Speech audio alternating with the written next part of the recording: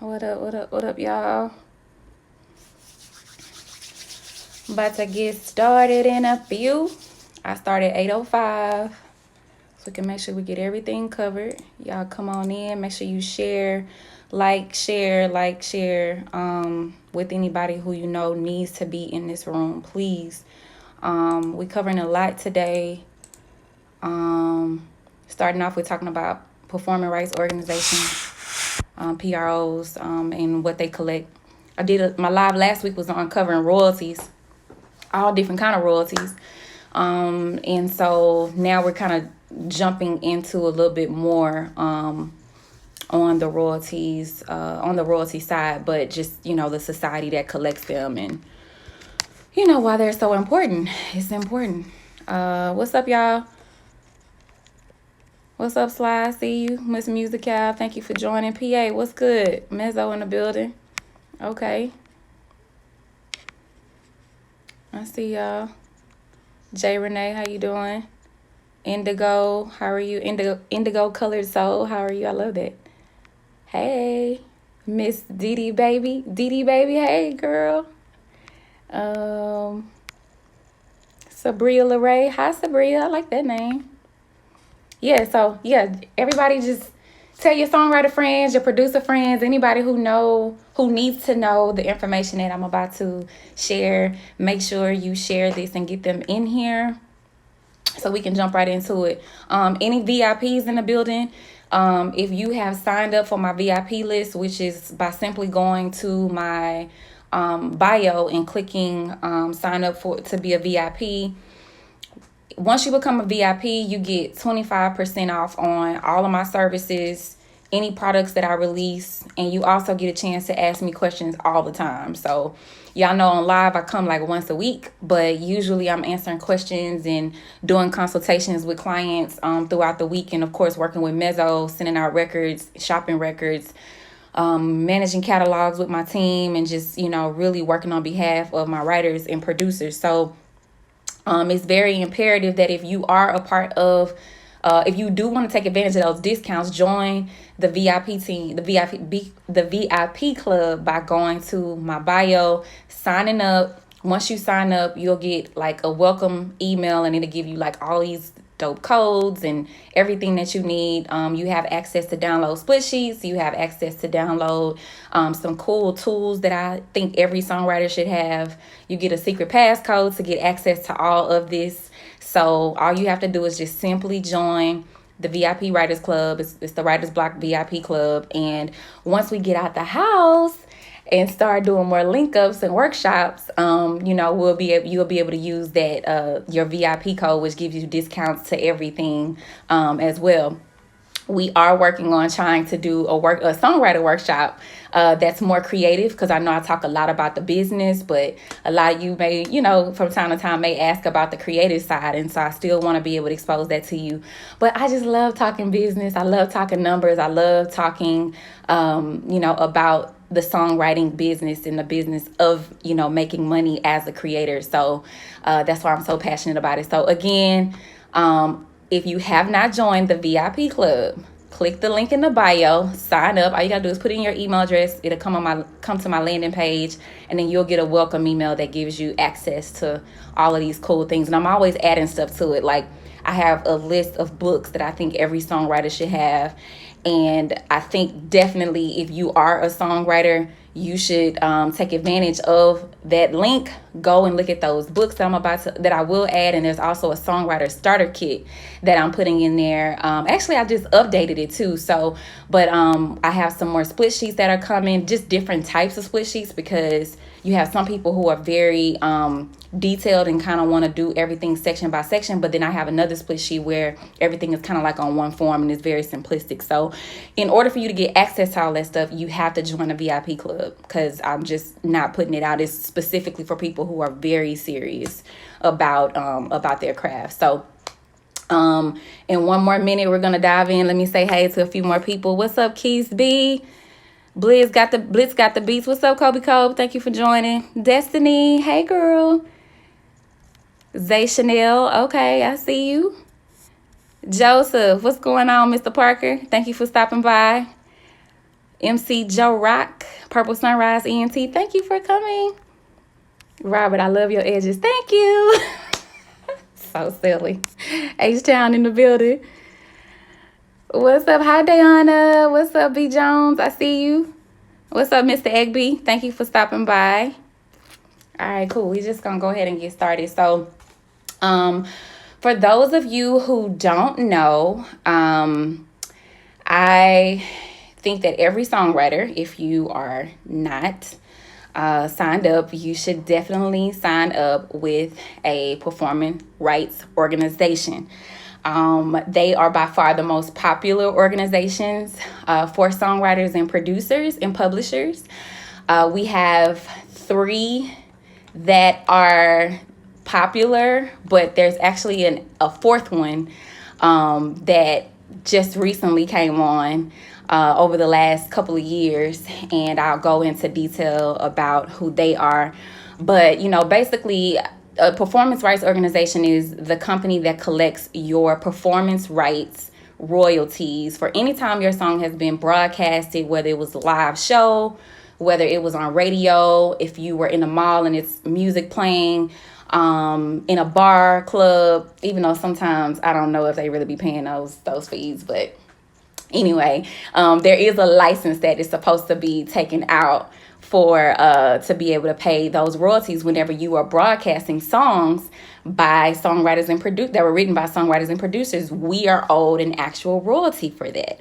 And so the PROs, performance rights organizations here in the United States that are the most popular are BMI, ASCAP, and CSAC. Okay, so BMI is they have, for one, their office is lit. It's out here. Everybody who is in Atlanta, if you're not with BMI, you probably should be with BMI because they do all the events, they have the awards and all that stuff. But yeah, BMI, they were founded in 1939. They have about 800,000 members that are signed to them. Usually your top hip hop rappers are signed to BMI, but they're well known in the United States. Their system is a little bit different. When you're registering as a songwriter or a publisher, songwriters are free. Okay, when you sign up, there's no membership fee. But if you are a publisher, you actually have to pay $150 to become a publisher. And so what that means is you're able to publish records. So, not everybody is a songwriter. Some people are just publishers. But you can sign up and have a publisher account, but it'll be $150. One thing I like about BMI setup in the back end is very easy and user-friendly to manage. If you are a songwriter and you don't have a publisher, you are going to be based on a 200 percentile system, to where when you are entering your songs and registering, everything has to total up to 200%. So you need to be very careful with how you actually enter the information in, and make sure that you have accurate splits for everyone who is collaborating with you on that record and registrations, because sometimes, it'll kick back and say it has to total up to 200%. And you're like, oh my God, well, I only wrote 25% of the song. Well, really, you just need to double that amount, because it's actually covering you as a writer and as a publisher. So that's the great thing about BMI. If you don't have a publisher, they will still give you your publishing royalties, and it'll be coupled all in with your writer's share. Isn't that cool? I think it's cool. So ASCAP is the next PRO. We do have an office here locally in Atlanta. I'm not sure about what events they have going on, but usually, like I said, BMI is the most popular. They always lit. They always got stuff going on. ASCAP has about 700,000 members. Their system is 100% based system, and usually when you are signing on as a writer, you pay $50 to sign up. If you are a publisher, you pay $250. And I think their rates recently changed while I'm in here. Hold on just one moment. Their rates recently changed. But anyway, I'll pull it up while I'm on the phone on live with y'all. But yeah, so ASCAP system is like 100% 100% based system. There is a lot more to fill out, but usually if you are a publisher, whether you're with ASCAP or BMI, you have to have an LLC. And you also have to have a tax ID, because they're going to actually ask for all of that information when you're signing up. And so, I just try to say, be mindful that when you are logging on to platforms like this, have all of your business in front of you. Don't waste time, because at the end of the day, you want to make sure 765-648. At the end of the day, you want to make sure that you're able to go through without having to stop and slow the process down when you're signing up. It's very important that when you're logging in, the publishing company that you want to sign up with, because if you don't, like say for instance, you want to have your own publishing company, and you haven't really checked their database and somebody else has your name, I strongly suggest that you do that first before you go and sign up as a publisher, or try to sign up as a publisher. Both of them, BMI and ASCAP, have the same data. Well, it's not the same database, but they have free databases that you're able to see the companies that already exist.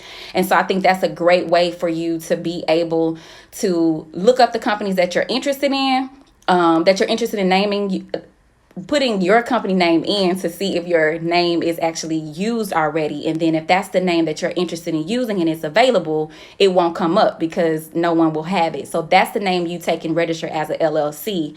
A lot of times people will just register their name and it may be so generic that somebody else has the same name as a publisher and you can no longer use it. So I would just say make sure you do your research first by going to the databases and make sure that you have, all of that stuff set up, because if you don't, you can be wasting some money and some time by paying for an LLC that you can't even use. So I just strongly suggest that you do your research before you sign up. But back to ASCAP. So when it comes down to ASCAP, you want to make sure that because they on 100% based system, you're going to have to do your splits in half. So let's say, for instance, you had a songwriter who you collaborated with, and then you had two producers that you collaborated with. Well, on ASCAP system, the writer and the producers will get 25 split across the board to total up 100%. Whereas if they were with BMI and none of them had publishers, it would total up to double the amount to total of 200%. So everybody would have 50% across the board. So you just have to remember that when you're with ASCAP as a member compared to if you were a BMI member, what that actually looks like, so that you can get your percentiles correct whenever you're registering your songs. ASCAP is, like I said, $250 as a publisher. I think they are $50 as a writer if you join. And you can sign up when you go to their website. It's a pretty easy system, but like I said, they do require a lot more compared to BMI. BMI's workflow, I think, is different, and I'm very big on workflow. It's much easier to just sign up and register, and I like that kind of stuff. So if there's ever a database that you log into and it takes too long to kind of get step by step, it can get frustrating, and you just be like, okay, I'll get to this later. So that's one thing I do like about BMI compared to ASCAP. There's another PRO called CSAC. CSAC, they are different, being that they are more of an invite only type PRO. And so I strongly suggest that if you ever decide that you want to become a member with CSAC for whatever reason, you would have to know someone who will invite you to become a part of the organization.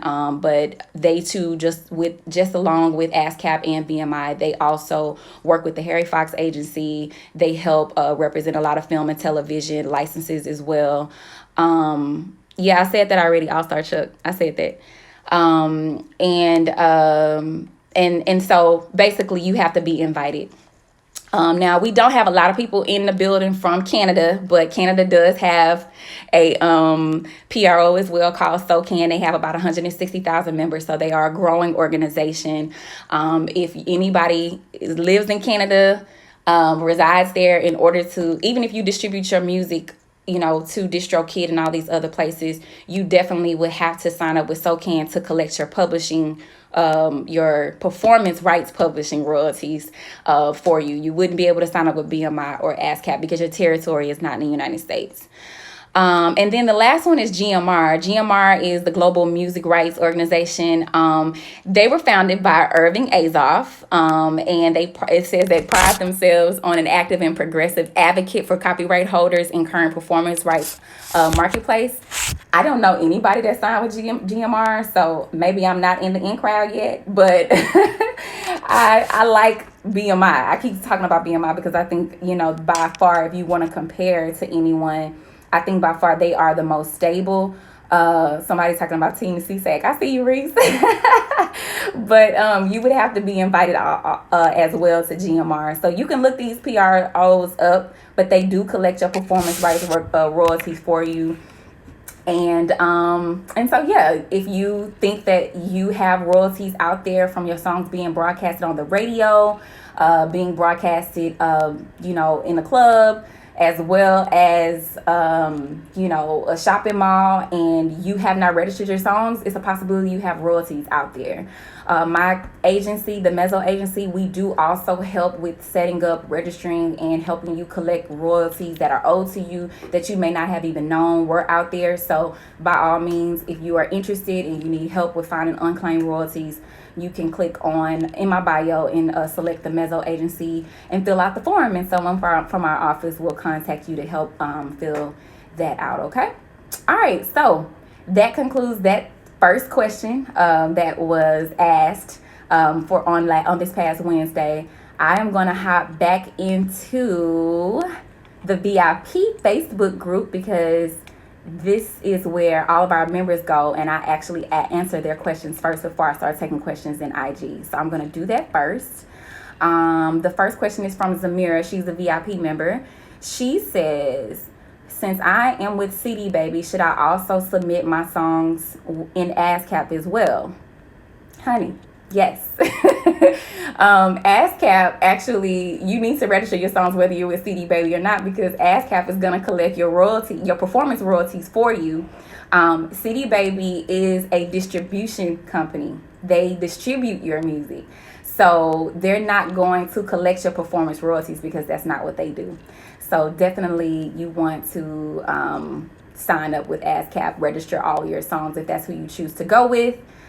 Oh, you just joined. Hey, Zamira, girl, I just answered your question. So to answer your question again, CD Baby is a distributor. So you still need to register all your songs with ASCAP as well with the similar percentages that you added in CD Baby. The next question is from LaTrell. He says, my question is, how do publishing companies get paid? Publishing companies get paid from performance rights organizations. They also get paid from the Harry Fox agency. They also get paid from other streaming companies that have direct relationships with paying out to distributors, and the distributors then pay the publishers. And so it just all depends on what type of royalty they're collecting on, which determines who will actually pay you. So that answers that question. All right, cool. Who else we got? I got some questions in here. Hey everyone, let me hit wave. Hi Melissa, welcome. Oops, I flipped it around. Sorry guys, touching too hard. Okay, here we go. Wave. What's up, guys? DJ C Danger, I see you. Reese, Scott Boy, Tamika Shadows, hi. Fat Boy Q, I see you. Hey Kimmy. Yeah, so but yeah, that mainly is the difference with a PRO. So you want to make sure as a songwriter producer that you are signed up with the PRO, whoever you go with, because they are very, very important to have when it comes down to collecting your royalties. And even when we're collecting unclaimed royalties, it's really hard if you don't have a society. I mean, I have a client now, I haven't been able to pay out their royalties that are owed to them because they were for a long time without a society. So now they're going through that entire process, and we're just waiting around until they get approved by their PRO. So I think it's very important to have if you don't already. Another thing I want to talk about is ASCAP being in the news. So if you are a member of my VIP club, you may have gotten the news that from ASCAP's president that unfortunately they were going to be pushing back the royalties that were owed to songwriters. Are there any ASCAP members in here? Did any of y'all get that message? Because it was like crazy online. Everybody was like, oh my God, ASCAP telling people that they are not going to be paying us. It was in the news. It was just crazy last week. So are there any ASCAP members in here? A few? Okay, a few. Well, everybody's saying, no, I'm BMI. Well, they are working on adjusting that right now. The president of ASCAP came out just basically saying that due to the fact that, COVID has hit and there's a lot of us being affected as music creators from, this whole quarantine and, music not being played and shows not being performed. Artists are not on tour and licenses are not being cleared for certain things. They are running out of money. And so because of that, a lot of payments are having to be delayed. So if you have not seen that email, somebody's talking about ASCAP tripping. If you have not seen that email, please join my list. I will send out the email directly to you so you can get more information about it, because it is imperative that you know when to be expecting payment. I have some people who really heavily rely on their royalties. And they were calling me and blowing me up about it. And I was like, oh my God, you gotta be kidding me. BMI, on the other hand, they didn't have any issues. Their president actually came out with a memo as well saying that, hey, we understand we're under quarantine right now. There's a lot going on with the pandemic where others are not performing and so forth. But the way our system is created, you are scheduled to get your payments on time for any royalties that have been accrued. So I'm happy to know that for any writers who are with BMI also should be happy as well. All right. I have a question that just came in. Y'all go ahead and get your questions in because I'm going down the line very quickly. Sabria LaRay, if you are unsigned and you pay to have your music recorded, mixed, and mastered, who owns your masters? You own your masters because you are the sound recording, 9 times out of 10, you're the sound recording owner because you're probably going to release it on your own. And you own the composition side if you have written all of the song on your own. Of course, if you have a producer, the producer also is a part of the copyright, so they would own a percentage of the composition side with you. But if you putting out your own project as an independent artist, you are technically your record label. You are the indie label, and so you would own your copyright on the sound recording side and on the composition side, and you would also own the master. Okay, so I hope that answered your question. All right, anybody else? Who we got? Hey, Deshaun. Yeah, Zamira, I just answered your question, sweetie. You'll have to watch on the recap. Yep, I already answered that question as soon as you came in. What's up, Vincent Powell? Thank you for stopping through. Hey. Yeah, so I'm still waiting on questions to come in. Y'all are quiet today. I'm surprised. I had a lot of people in my DMs asking questions, and I was like, join me for live. But yeah, so I also want to talk to you guys about another cool thing that most songwriters and producers who join my club can get. I have a book called The Songwriter's Testament. A Songwriter's Testament was written in like 2016. And basically, it is just my, experiences and education for you that I wanted to share, because there's so many songwriters that get in the business and unfortunately are just not prepared for everything that comes with it, especially if you get signed with a publisher.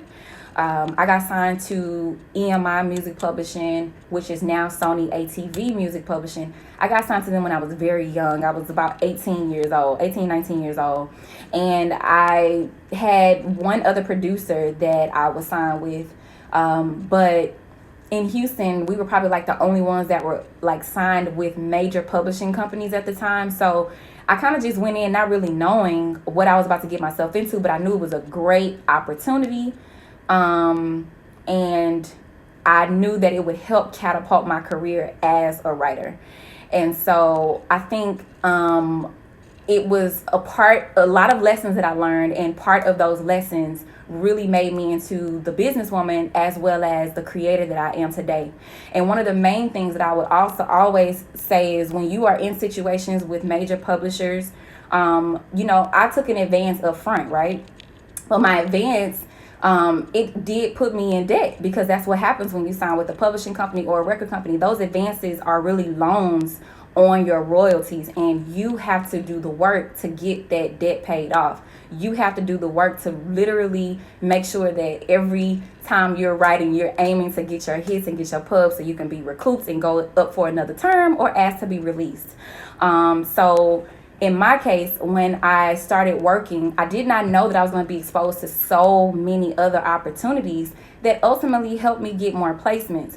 But I had to make sure I was on time. I had to make sure that I carried myself a certain way, especially being a woman in the business. There were a lot of times where I was so under pressure, because as a writer who gets paid to write, you're dealing with all kinds of opportunities from your publisher and from other people, like hitting you up like, hey, we need this for this person. We need that. Such and such need this. I need you to be at the studio tomorrow. And luckily during that time, EMI had an office here. So we were able to literally hop from studio to studio. I had the schedule for like the entire week.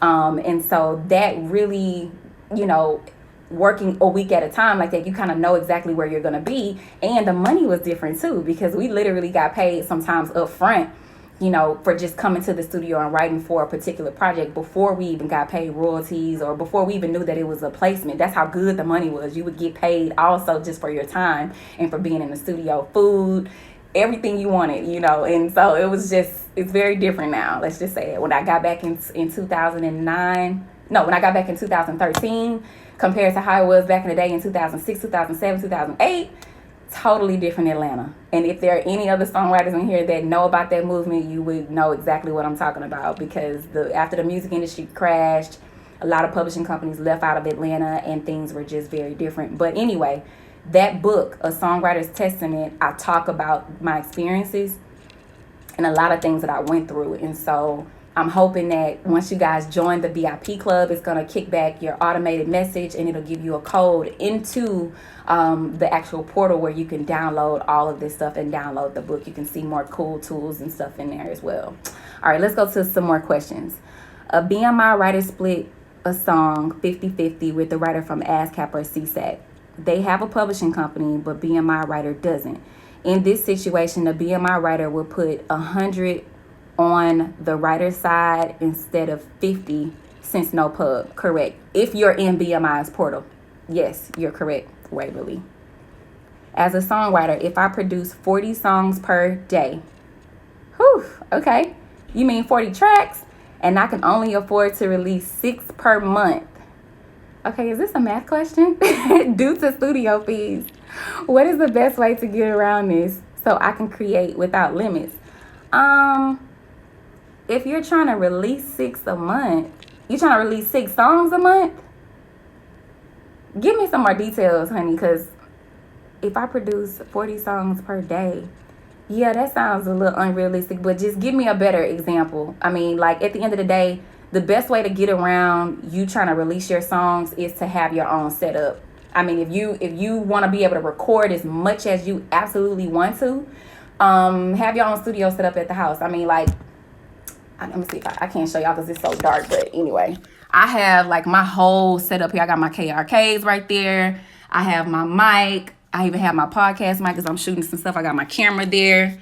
It's not really clear, but all I'm saying is you need to have your own setup. I got my Pro Tools installed on my laptop, so if I want to get to it, I can get to it whenever I want, and I don't necessarily have to worry about waiting for someone at the studio. I would strongly suggest that if you don't know any engineers, that you learn how to engineer your own sessions, and that you also, if you have someone who can mix. If you don't know how to mix, you should have a mixer on standby, and just make sure that when you finish your songs, boom, you sending it to the mixer. Your splits and stuff are straight for all of the songs that you're trying to release or shop. And then if you are a songwriter actively shopping your material, then you definitely need to be copywriting your stuff. I would say copyright it in volumes if you need to, so that you're not sending off a copyright every time you finish a song, because that can get expensive. And I talked about that last time on a live about how much it costs and so forth. So I would definitely say that if you are trying to push out as many songs as you can and get them shopped, definitely make sure you have your own setup so you don't have to wait on anybody. That was the best investment I made when I got my publishing deal, was just buying my own equipment. And it was years ago, but I bought my laptop, I bought my speakers. That's actually my second set of speakers. I bought my desk console. I bought everything I was going to need, and I started learning how to engineer my own sessions with the producer that I was working with, so that did not slow me down with trying to get songs turned around quickly.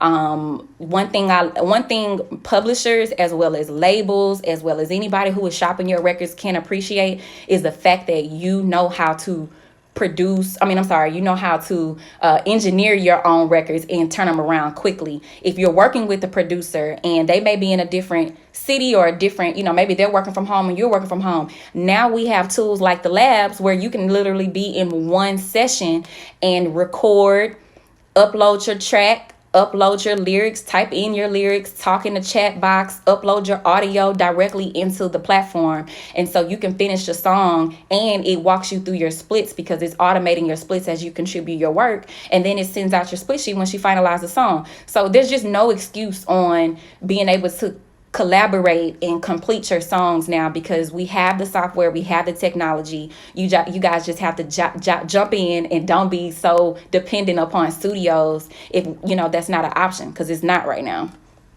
All right, another question. What's the best way to make contact with gatekeepers in the US, as I'm an artist based in the UK? Hey, Namila.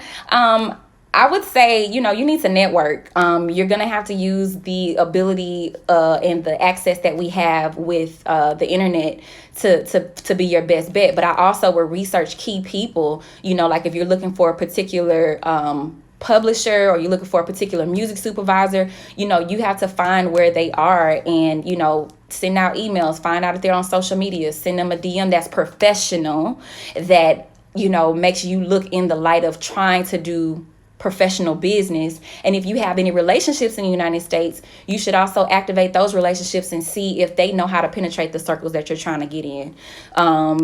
Just like everybody else. I mean, we're kind of like, we're in the US, but if you don't know somebody, you don't know somebody. So you still have to figure out a way to penetrate those circles. Maybe you should plan a trip to come to the US, come to the States, network with people who are here. But social media by far is probably going to be your best connector. All right. Question. Hey, J Dash, I need to call you, by the way, because I talked to Farrah. You came up in our conversation, so I'm going to call you. How do you know when a PRO is working for you and it's time to move on? How do you switch? Well, PROs, technically, unless they have given you an advance and you have a close relationship with them, they're not going to work for you outside of collecting your royalties. From my experience, PROs they sit there specifically for one thing, for you to log in, set up your account, register your songs, and then they go out there and find the money and bring it on home when your songs are being streamed, when they're being played, when they're being performed. And so I believe that if you are not happy for whatever reason, you should look into getting released, which is very simple. Every contract every year has a release clause in there, but it's only between a specific window. So you need to know what that window is so that you can submit to them and say, hey, this is a notice of termination. I'm no longer with you guys. And then they also have a certain period after that as to when they will collect on those royalties before you can take those songs out and then move them over to another PRO. Now, if you have a huge catalog, I would not, it may be a long time to get everything transferred over. But if you have a couple of songs with the PRO, they've done okay, and you're just looking for a different experience, you want to just read the contract and make sure that you know the dates of when you can actually get released, so that they can finish collecting on what they've already started to collect on, and then you are able to take those songs out of their portal and move them in. But someone like myself, when I switched over, I didn't necessarily switch and take everything with me. It's like some of those songs, they can stay in there because I registered them years ago. And, if they're not really doing much, then it's no point of taking them out and moving them over. Like, if anything, all of my new material that I'm doing, that I'm working on, that would be in the new portal. All right. Hope that answered your question, J Dash. And I will be calling you. All right. What's the best way to get a producer to send you beat packs and bundles? How should you approach them and where can I find them? Well, first off, there are a lot of producers in here. So you definitely want to network. A lot of producers on my comments. Definitely want to network. Send them, follow them. You can also find producers by hashtagging producers on Instagram, because a lot of producers hashtag themselves just to get themselves exposure and get them marketed. And so you want to make sure that you approach them in a way. We talked about approach two Fridays ago, right? You want to approach them in a way just introducing yourself, but also having something for them to listen to, because just like a songwriter would want to hear tracks before he or she makes a decision on whether or not they want to work with a producer, producers want to hear your stuff too. So if you have any of the songs that you've written, some ideas, maybe you have some acapellas, you can send them if they, are able to listen to it. Like if you want to forward them to a SoundCloud page or forward them to, maybe one of your pages, a YouTube channel where you've actually showing off your singing, or if you're singing on your Instagram page too. I think that's also a great way. But if you are not the best singer, because every songwriter is not the best singer, I would strongly suggest that you would have your songs demoed by someone who is a great singer, so that they can at least hear your writing. And so that's how I would approach it, from a way of, hey, my name is such and such, I found your page, I love your tracks, I'm actually looking for more producers to collaborate with. Here's some of my material. Check it out. Let me know if there's a possibility we can collaborate. I'm open. Here's my contact, and let it go from there. I mean, I think that's the easiest way. Another question, let's see, from a VIP. She says, not sure if you answered this one as well, but here's the second question. If I copyright the rough version of my song, it's saying PA, okay, but I released a cleaner version, am I fully protected? Yes. I mean, it's still the exact same, as long as, you haven't completely changed the music and the lyrics, and, the title may still be the same, but it sounds like a completely different song. You should be fine. I literally was just talking about that a few days ago when I was sending out a song that we're trying to get cleared at the Mezzo. Okay, any other questions? Can you shop songs if you don't own the beat but wrote the songs? Yeah, I think it's okay to still shop the song. The main thing is just when you're shopping songs, let the producer know that you are shopping songs. Oh my God, let me tell y'all about a story, okay? Story time. Okay, so as a established songwriter, I work with so many different producers, okay? And so what that means is, like, my catalog is just full of songs with people that I probably met, probably don't even talk to anymore, probably worked with them one time in LA because our publisher put us together, we didn't keep in touch, and so forth. Well, one time I was contacted by a publisher overseas that wanted this record that I had written, and they were so excited about it. I don't know how, but because my songs get shopped all over the place, they were like, we heard this record, we found out that you're the one that wrote it. We definitely want to get the song. And I'm like, okay, cool. Let me, he wanted to put a hold request on it. So I'm like, okay, cool. Let me call the producer. So of course I had to track down a producer. Numbers that I had were not working. Couldn't find them. I sent them an email. The email bounced back. So then I started going over to social media, because that's like the next place, right? Everybody should be on social media by now. So I ended up sending him a DM. He didn't respond. I hit him. That was on IG. I hit him on Facebook and on his personal page, and he responded. And I was like, hey, we have this opportunity. I wanted to know if you could send all of your information over, because this particular song got put on hold. He was like, I already sold that song. I was like, what do you mean you sold it? Yeah, I had did a production deal with a label, and they needed me to turn in a whole bunch of songs to meet my requirements. And so that was one of the songs that was included in it. So it's technically owned by the label, and you would have to connect them. So in my mind, I'm like, really, dude? How did you just send in songs, didn't contact me at all? Because obviously I own the song too, okay? But you got a nice check from that production deal. And so writers and producers, please have ethics about how you do business, because that was not cool. It wasn't. And I haven't talked to him since. So, and we'll probably never work together no more. But that's what happens, is so many times people find opportunities to make money and they don't think about the other person that helped them to get that song or to get that deal done. So I would say, if you are shopping songs and you don't own the beat, let the producer know, hey, just to give you a heads up, I am shopping these songs to be placed. Please provide me all of your PRO information. Provide me the information that's necessary. You know, I need your contact. Make sure I have good emails on you, good address, good phone numbers, just in case something happens. Because this whole dude thing I was gonna call him fool, but he got a production deal using one of the songs that I wrote on, and I ain't see none of that money. Okay, that's the type of stuff that happens, that people just having bad business ethics. That's what it was. And, you know, he probably made some good money off of it. I wish him the best, but we'll never do business again. All right. Did the cost of copywriting songs in bulk change?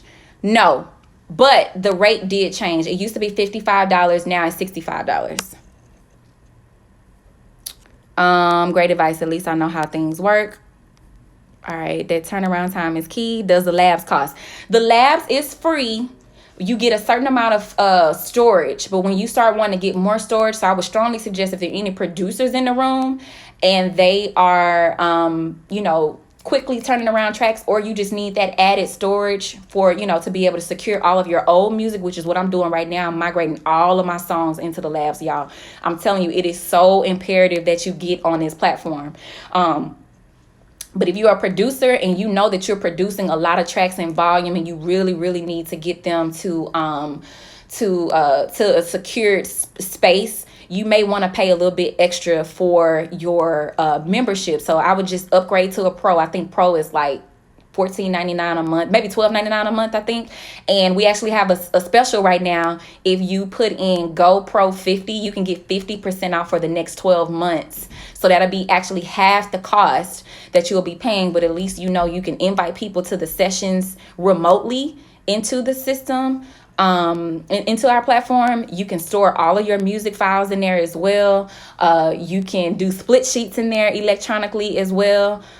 You'll be able to literally run every single session in one platform, instead of having a song over here in your inbox and then having a chat conversation with somebody on the phone and then having a split sheet over in Dropbox. I mean, it makes no sense to have everything all over the place when you really can work, create, and store all of your files and all of your documentation in one system. So again, if you're just logging on or just checking into this live, sign up for thelabs.com, and that's THELABZ.com. Go to join, put in GoPro 50, and that will allow you to sign up for a pro membership account if you need a lot of storage, and you'll get half off for the remaining of the year per month. Like, your subscription will be slashed in half. All right. So yeah, it's free and a pro version. Okay, cool. All right, Tiffany Nicole, I see you in here, girl. You've been doing your research. That's good. If it's set up for a major and even indie release, there's more than likely going to be another engineer who gets your track on their hard drive before an official release, more often than not. I don't know what question that was too. But even if it is on an engineer, I think he's talking about the question where the young lady was asking about the masters. Regardless, if the engineer has it, let me tell you guys something. Bring your hard drives to your sessions, okay? Bring your hard drives and make them delete it off their computer. Or if they're getting it mixed, if they're doing your mixing and mastering for you, that's fine. Just get it removed off of their computer when you bring your hard drive and you get the final version. Another reason why that's so important is because eventually studios have to reboot their hard drives too. Some of that stuff crashes and then all your stuff is gone. So always bring your hard drive. I recommend a 1 terabyte, 2 terabyte, but something where you'll have a lot of space and you don't need to switch it out very quickly. Another thing I would say for songwriters, if you are in the studio working with the producer, you don't really know what's going to happen, you're just building out, always get you a acapella of your vocal, like before you leave the session. So when they bounce down the full final version, always bounce down your acapellas with your harmonies and everything else. And if you need to get your stems too. Like, just as well as producers are on point about protecting their music and they're quick to sell their tracks off, you can also do the same thing. Now, depending on how close the production is of a new producer who produces on your song, you may have to give that other producer credit, but it just all depends. However, I have known countless amount of times where my production was not on point and I did not like the song or the producer that I was working with on that particular day. And I have taken my songs and gotten better production because I believed in my writing and I believed in my vocal arrangements and I believed in everything that I did. And I just got the song redone. So please, please, please, if you are a songwriter and you're going to the studio, you should have your labs membership. If you're not signed up with the lab, sign up with them now so you can collab and create with your producer in that platform, and all your music is protected by blockchain. For 2, you need a hard drive, and you also need to make sure that if you getting everything bounced down, that you get that acapella bounce down as well to be added to your hard drive. Okay. All right, what's next? We're running out of time. As a songwriter, how can you find producers who will send beat? Sweetie, you got to network, baby. You got to network. Use the internet. Find a producer who will send you beats. You got to find a producer. Do the research. Search hashtags. Go on all the different places like BeatStars where there are producers on there who are selling their tracks. Like, really, really network. All right. Any other questions? Have you ever heard of mix engineers having publisher shares? Is that necessary or too generous? I think it's excellent. Shout out to the engineers, because if you got a good engineer and he makes your song sound great compared to what the original demo sounded like when it was a rough, honey, give him some publishing. There's nothing wrong with that. 5-10% for making you sound great. Because I'm telling you, I have heard countless songs where they come in sounding one way and they leave out sounding a whole nother way. And to me, a lot of times engineers have gotten so dope because they just have impeccable ears and they can really, really bring your sound to life. Like, it literally will take an artist to the next level. It'll take a song to the next level. So if you are an engineer in this room, I salute you. Shout out to you, because a lot of times y'all are only getting paid by the hour and it's usually peanuts. If you're in the studio with me and you're a dope engineer, anybody who's worked with me know that I support the engineers. And if I had an opportunity to give them publishing, I absolutely would. If they took a song that I had and it ended up getting placed, I absolutely would give them publishing if I know that they mixed on it and did a great job.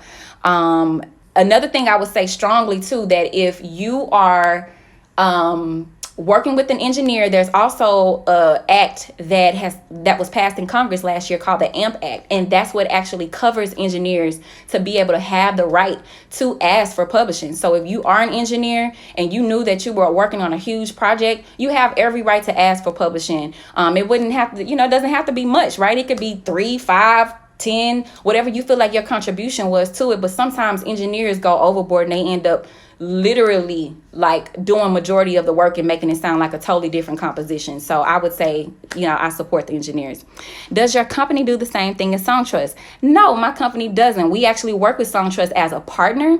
But the difference between my company and SongTrust is that we collect unclaimed royalties, but we also collect on the sound recording side, which SongTrust does not do. In addition to that, we have creative teams where we work with songwriters and producers that we sign and we shop their music for them. And on the licensing and clearance side, we also shop songs to be licensed, as well as we handle incoming licenses that are coming in. And we also shop songs for, different opportunities. Literally, before I hopped on, I was working on an NFL clearance where I, call my writers up like, hey, I got this record.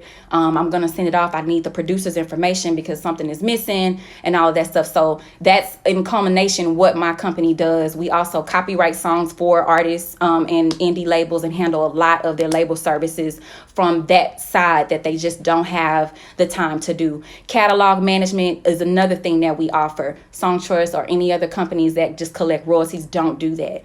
Catalog management is very important because as a songwriter, producer, as an indie label, and as an indie artist, if your catalogs are not properly managed and your splits are not properly appropriated to who they need to be, appropriated to, and it's not organized, it really makes it tough when you're trying to go get your royalties. And so I think that it's imperative that if you don't do it on your own, that you hire a company like the Mezzo agency, my company, to be able to assist you and walk you through the process, because at the end of the day, you never know what your song is going to do. And I would hate for an opportunity to come and you miss it because you don't have your paperwork in order, you don't have your agreements, your collaboration agreements done, you don't have all of the information that you need in order for the song to be a success and to go on and make money and, you know, be able to get placed and licensed. All right, we got 10 more minutes. Hi, my name is Isaiah Jones. Hi, Isaiah Jones. If anyone needs a singer-songwriter, hit me up. There you go. Plug yourself. Y'all plug yourself. Okay. So that was the question. Is the Mezzo currently looking for writers? I'm always looking for writers, but I'll be honest with you. I only sign writers that I believe in, and here's why. I'm not the type of person that has to just have everybody working for my company, being a part of my company. I believe in development. I believe in quality. I put in enough years. This will be my 18th year in September of this year in the business. And I think that it's very important that if I'm going to have my name on something, that is something that I believe in, because if I don't believe in it, I'm not going to work it. And so every artist, every writer that is signed to the Mezzo is because I wholeheartedly believe in their craft. I believe in their work ethic, and I've seen them put in the work without me having to coach them along. We are all adults here, so I am not going to be calling you every day telling you about songs that need to be turned around and asking when you're going to get them done. I'm going to send you an email. Here's the deadline. Get it done and send it to me. And one thing about my writers that I appreciate is that they're very respectful of my time. They're also respectful of my career. And a lot of times when I'm sending records out to them or sending opportunities out to them, 9 times out of 10, they're turning them around within 24 to 48 hours or by the deadline, because they are already independently working and getting their stuff done. So if you are interested in me hearing your material to actually be a writer with the Mezzo, then by all means send me an email, latrellmusic@gmail.com, and I will listen to it. I'll have my A&R on the team to also listen to it as well. If you have any royalty collections out there and you think you may have royalties that are uncollected, definitely by all means reach out to me. We can help you with that too, because a lot of songwriters, you know, they write on these different projects and all they have is BMI or ASCAP set up, and they don't know what else to do, but they're not knowing that there's streaming royalties and sound recording royalties and all kinds of stuff out there that they haven't collected. So that's how the Mezzo can help. Okay, cool. All right, everybody. All right, preach. Okay, what's up, y'all? Joy. Okay, Joy is networking. Okay. How do you copyright a song if you did not create the track? So when you copywriting a song, you're gonna be copywriting it from a lyrical standpoint. You can upload the track, but you want to actually add in your lyrics and take ownership of the lyrical composition. So you can you would actually own half of the song. You wouldn't own the full song, but when you copyright it, it would be registered under your name as the person who actually wrote the song, and then you will upload a copy of the MP3, which will also include the full song, and then you would need to include who the production is being performed by as well, so that they're included on the copyright. All right. Who is more helpful with getting you song placements, managers, agents, or publishers? I think all of them. It just depends on how good they are. Now, one thing about publishers, that's what they're paid to do. That's why they are taking a percentage of your copyright. That's why they're taking a percentage of your ownership for your record and your publishing when the royalties come in. I personally feel that if you ever sign with a publishing company, you need to do your research to make sure that they're really working on behalf of the songwriters, because if they're not, I would not sign with them. I don't care how much money they give you, how much money they advance you up front. If they're not going to be working on your behalf after they've put you in debt, there's no reason to sign with them. But if you find managers or agents who specifically focus on shopping records, I definitely would go with them, so that you're not paying them copyright. You're not giving them your copyright, and you're not giving them a percentage of your publishing. Usually with managers and agents, they just charge a fee for the records that they place. Sometimes it's usually between 15 and 20%, like a standard fee. So I would go that way. Honey, if you stepped out and missed the answer, I'm only on here for an hour. So, go back and watch it once I add it to YouTube. I learned, next question. I learned that bringing the hard drive lesson the hard way took me about 3 weeks to get my master's. Okay, I'm telling y'all got to be on point. All right, cool. What's next? Any other questions? I'm an engineer and producer if anyone is looking for beats. Okay, Blizz got the beats. Y'all holla at him. He has beats. So the young lady who was saying she's looking for producers, there you go. Y'all better network. Zamira Music. Oh, hey, girl. All right, Rouse Rios shot me. I'm a photographer located in ATL. Anyone that needs my services, hit me up. All right, yes, I love it. I love it. I love the fact that y'all are just networking. Please, please, please always shout yourself out.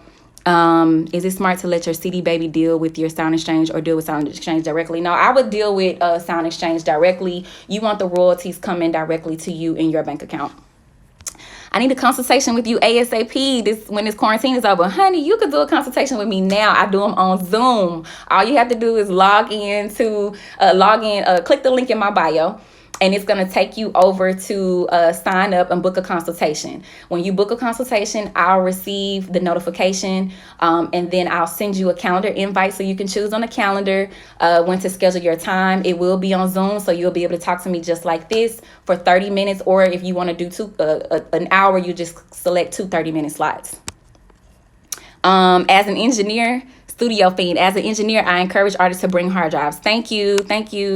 See? Everybody's in here. Everybody's in here saying the same thing. All right. Well, look, we only got 5 minutes left. Okay. So I want to say thank you guys so much for the questions. This was a very hardcore live. Everyone asked very important questions that I know is going to help you. I'll be here next Friday again at 8 p.m. Eastern Standard Time. So mark your calendars and let your friends, anybody, any songwriters, producers that you know need to be in this live, please send them the link, share this. It brings me great joy to be able to educate. It's a part of my platform and what I do, in addition to everything else that I have going on. So I just want to say thank you so much again. I do want to wrap up and let you guys know that if you are not a VIP member of my songwriting group called The Writer's Block, you can simply do that by clicking the link in my bio. Join. All I need is your email address, and what we do with those email addresses is just basically send out all kind of tips and tools on a weekly basis about things that you need to know concerning your craft as a songwriter, your development as a songwriter, the business side as a songwriter, and even the creative side. When I started having more songwriting sessions and stuff, you'll have all that access as well. And even it creates community, and that's what I'm all about. I have a Facebook community specifically for VIPs where you guys can join and collaborate and meet each other. And so I would strongly suggest that if you're not a part of the VIP club, join. I'm only accepting 500 members. I'm already at 280 when I checked last time. So I'm only getting 500 members this year because last year was completely exhausting for me. And so I just know where to cap it off at. But anyway, join, and you will receive a discount code as a member for all of my services. So if you need to book a consultation with me, you save 20 to 25% off on all of my services if you need anything else. My email address is not TamiLaTrellMusic@gmail.com. It's LaTrellMusic@gmail.com for any MP3s or any questions that you need to send me. If you are asking me a question and it wasn't on this live, I'm going to forward you to get a consultation, and you'll have to pay for it. And if you're not a member, and yeah, so that's pretty much it. What else was I going to say? Oh, and again, download the book. If you become a member and you get access to the membership, download my book, A Songwriter's Testament. It really, really details some of the things that I went through that I want to avoid you having to go through. In addition to that, it gives some helpful tips that'll just help you with your journey as a songwriter in this ever-changing music industry. And I will be back here. Look, next Wednesday, I'm going to post another question. So if you have a question and I didn't answer it, post your question under my Instagram post on Wednesday, and then when we hop in, I'll ask that question, and then I'll also start answering. I'll answer that question and start answering other questions as well. And another thing, please make sure you sign up for the labs. Okay, THELABZ. Make sure you sign up. You can collaborate and work in one workspace, especially since we're remote now. So I can literally be in a session with you, Tiffany, David, everybody in here. We can all get in one session and literally in one workspace digitally and complete a full song. All right. So the labs, use GoPro 50 for 50% off. All right? All right, I'll talk to y'all soon. Peace and love. All right, bye.